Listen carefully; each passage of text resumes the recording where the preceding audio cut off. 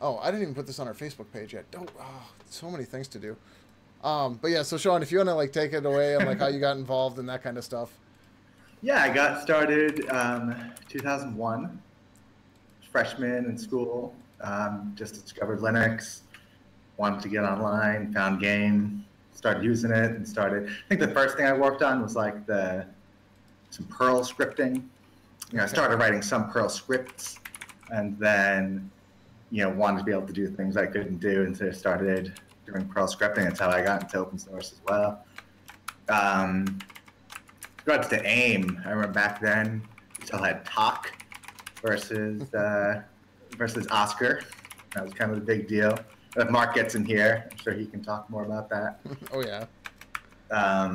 The name change, that was actually while other Mark was talking, we got an actual copy of our little contract, our settlement. Oh geez. Just been sitting in a little file cabinet.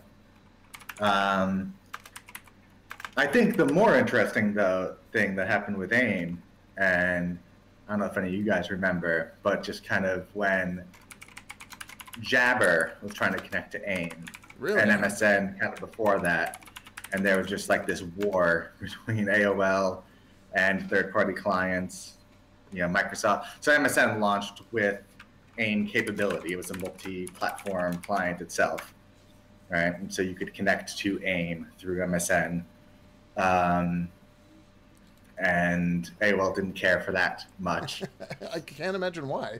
And so the extent that they went to block MSN from using their server was they found vulnerabilities in their own clients and then exploited them. Yeah, right? I remember we had an aim.exe or whatever on the website. That's right. With a PHP script in front of it that would read memory addresses from it. That's exactly or like read right. offsets. So the way that they kind of got MSN out of the picture originally was they just found a bug in their client that they could exploit to have it, hash memory contents from the running client and send it to them. That was just after like a bunch of kind of incremental protocol changes that would block them out. And so finally they found this bug, and Microsoft's like, well, we're not doing that. We can't really. But AOL, they realized how useful that was, and they kind of formalized it as part of the protocol. So it was no longer a bug. They fixed the bug in the clients, but they made it a formal part of the protocol that if you get such and such a message, you have to send a hash of the executable memory. And yeah, I was around for that. I think Mark Doliner was too, and he could probably talk about it more.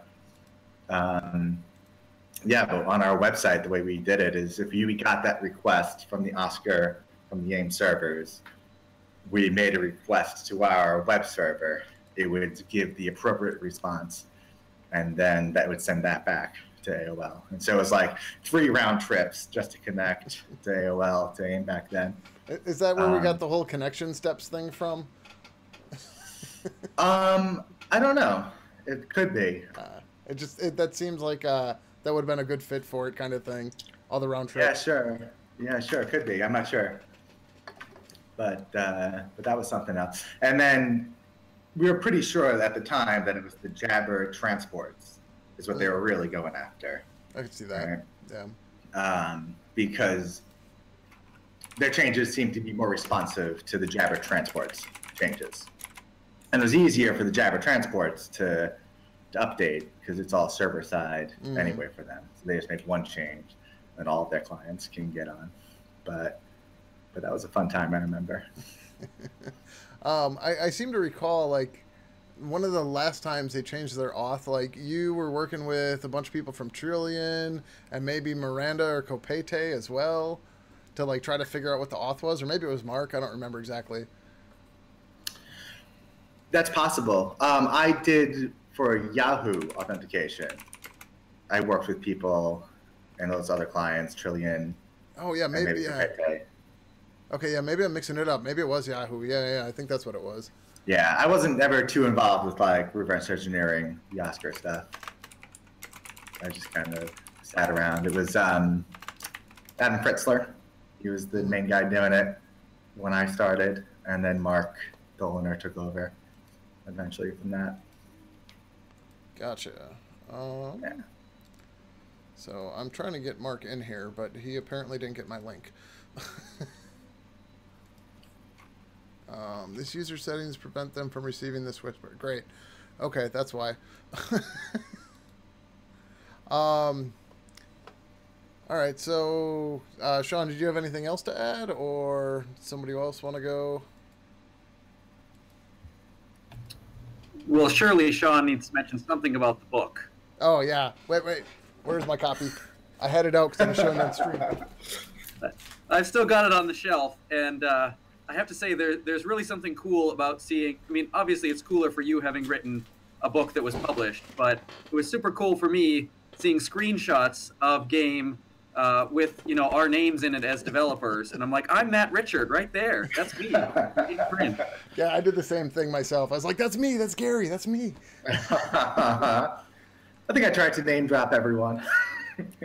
I remember there being a quote in there about when you describe the format of diffs, diff and patch, and you describe them as hunks, and I think you made a reference to Nathan Walp as being a hunk or something of that nature.